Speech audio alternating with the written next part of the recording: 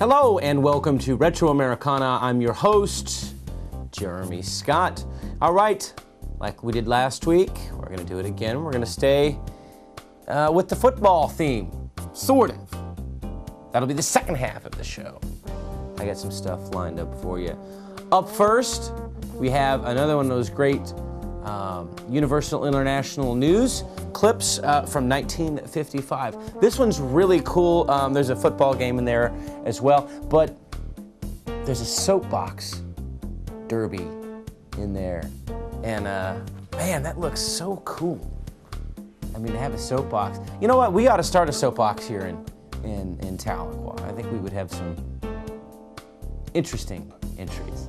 Okay, so up first, kids, Universal International News from 1955 with a little soapbox action. And then when we come back, I got 3 more previews from that 1970 ABC Fall Lineup deal that I was telling you about last week. So another batch of 3 to be released this week. Then we'll take a commercial break, and then we'll come back with some football, but blah, blah, blah. Let's watch the first one. Yo!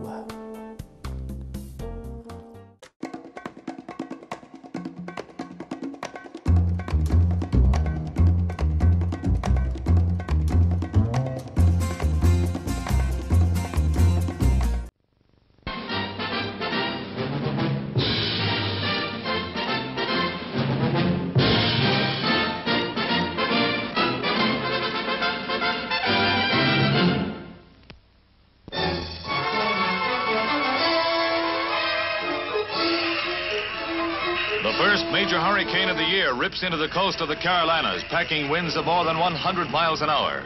Sweeping everything before it, the big blow named Connie makes matchwood of beach homes and drives thousands to the interior for shelter. Cars are almost submerged in the rising tides as the twister levels everything in its path. Crop damage may run into the millions.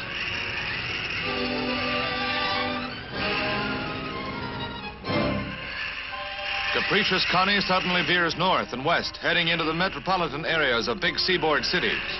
New York is sideswiped with gales reaching 60 miles an hour, accompanied by a downpour that submerges residential areas with 9 inches in little more than 24 hours. Suburban areas are virtually paralyzed by flooding storm sewers and high tides. As the downpour continues, thousands of homes are flooded and left without power. And as the raging waters race through the streets, they leave the inevitable quagmire of mud. In her reign of terror, Connie carves her tragic niche with a total of 43 dead and damage estimated at 15 million.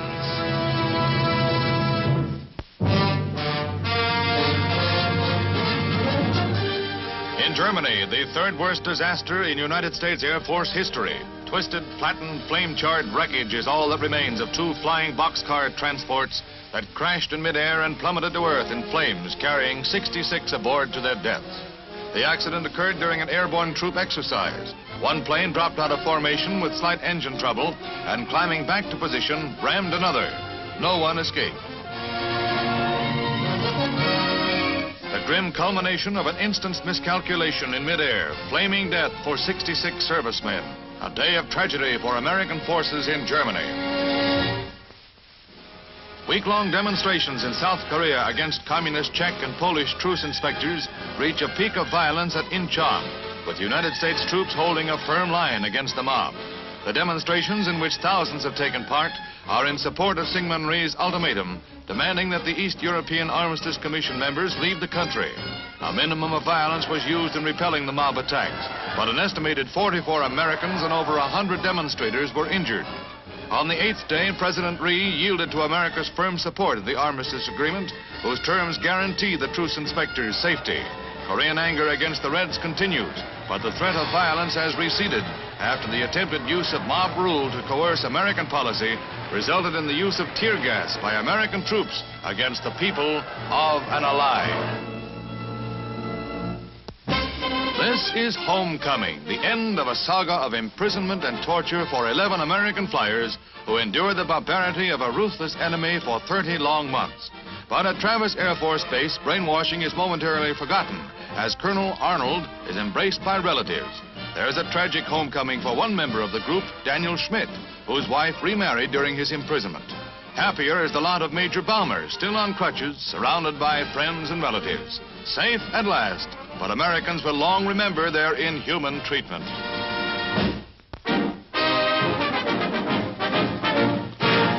Flags are flying, the kids are marching. Dinah Shore is smiling on Derby Day in Akron, Ohio. This is the day of the Soapbox Derby, dedicated to the youth of America.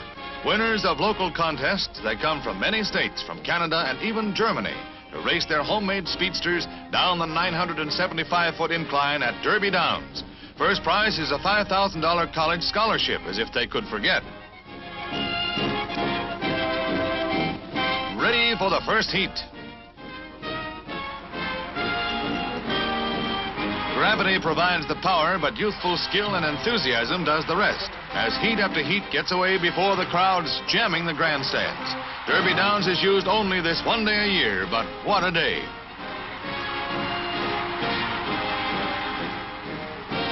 One by one, the heats are run. Victory for some and another heat, while for most the disappointment of defeat. But all is forgotten as the final heat is run, and there's the winner on the left, a 6-foot, 14-year-old Richard Rohrer of Rochester, New York. Dick will use his scholarship to study medicine. He'll remember Derby Day. Soldiers Field, Chicago, where 75,000 sports fans are in for their thrills worth of football. Pros versus college all-stars. The 22nd in this series of Midsummer Gridiron Classics. Pros on the move.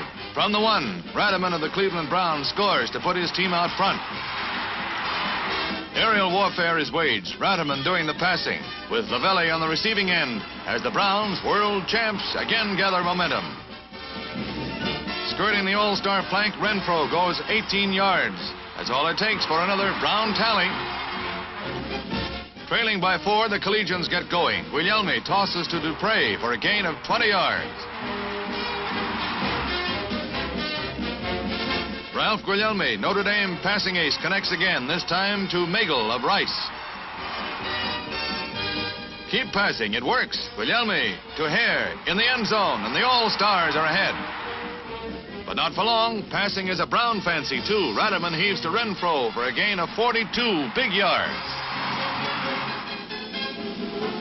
Radaman to Renfro, the right combination for the cash and carry Gritters.